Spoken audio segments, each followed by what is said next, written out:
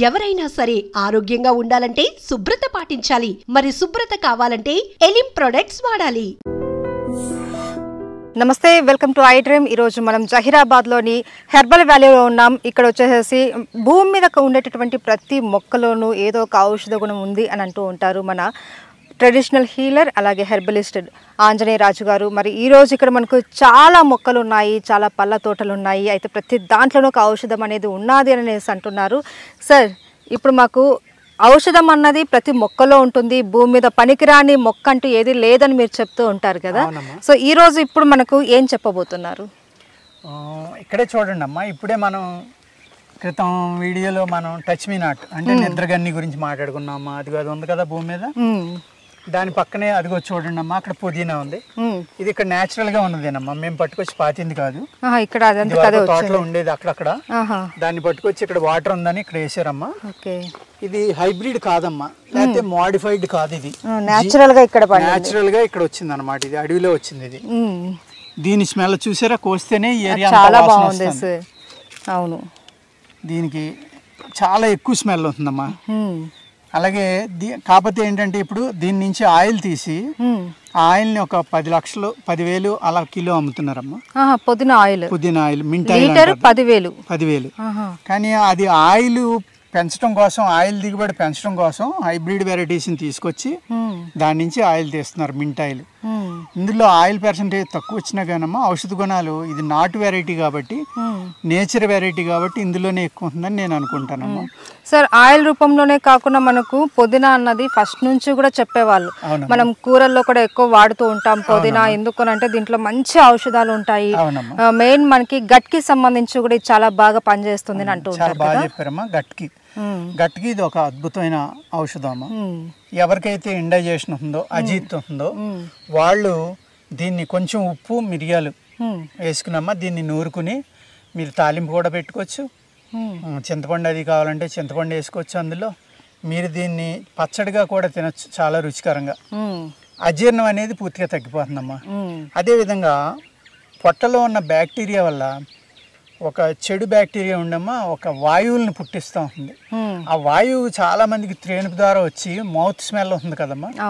ఆ mouth smell యాక్చువల్గా నోట్లోది కాదమ్మా, ప్రేగుల్లోంచి కూడా కొంతమందికి ఆ స్మెల్ అనేది వస్తుంది. ఆ అపానవాయువు ఏదైతే విషవాయువులు ఉన్నాయో, చెడు వాయువులు, దుర్వాసన వచ్చి వాయువులు ఉన్నాయో, ఆ వాయువులు అన్నిటిని కంట్రోల్ చేయడంలో ఈ పుదీనా అనేది అద్భుతంగా పనిచేస్తుంది.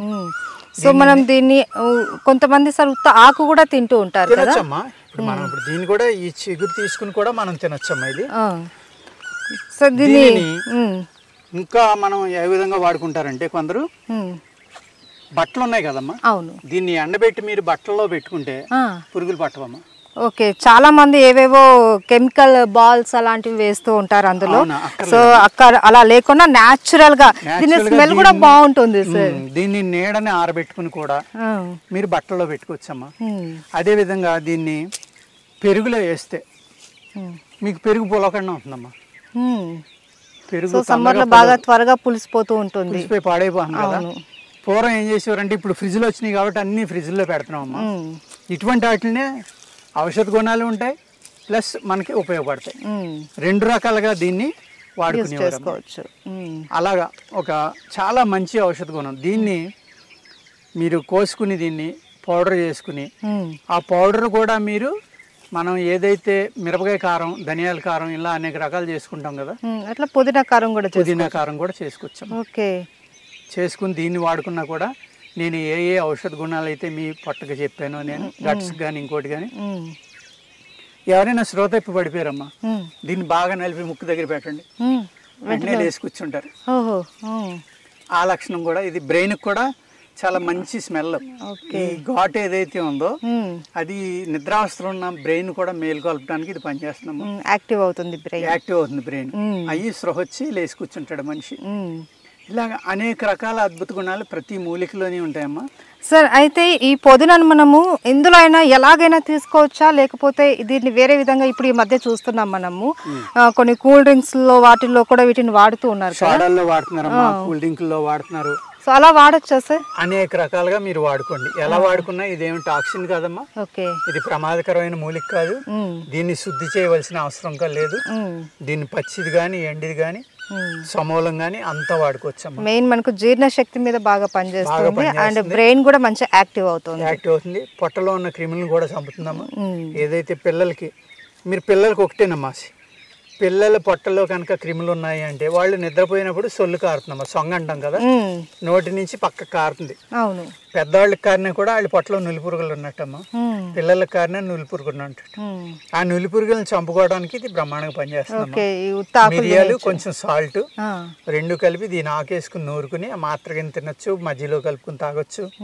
ఆ విధంగా చేస్తే చెడు బ్యాక్టీరియా అనేది పోతుంది, నులిపురుగులు కూడా నోట్లో గానీ ఎక్కడ ఉండలేదమ్మా. నోటి దుర్వాసన కూడా ఇది నోట్లో పెట్టుకుంటే తగ్గుతుంది. సో పుదీనా అంటే మామూలుగా మనము మసాలా వాటిల్లోనో చట్నీలలోనో ఇట్లా ఎక్కువగా వాడుతూ ఉంటాము.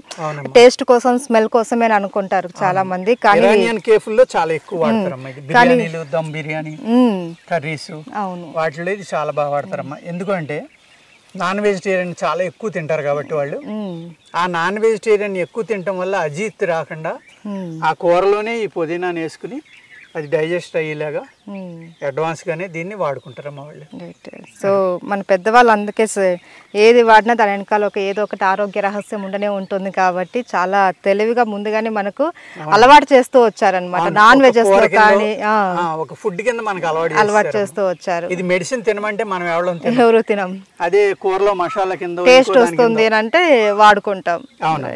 సో ఎలాగైతే ఏమైంది, ఎలా తీసుకున్నా కూడా పుదీనా అన్నది చాలా ఆరోగ్యకరమైనది. ముఖ్యంగా మనకు మైండ్ చాలా యాక్టివ్ అవుతుంది, బ్రెయిన్. అలాగే మన జీర్ణశక్తి మీద కూడా చాలా శక్తివంతంగా పనిచేస్తుంటుంది. ఎటువంటి సూక్ష్మ క్రిములు ఉన్నా కూడా అవన్నీ కూడా చనిపోయేసి మంచి హెల్దీ గట్ మనకి ఇస్తుంది. Right, okay, thank you so much sir. నమస్తే అమ్మా.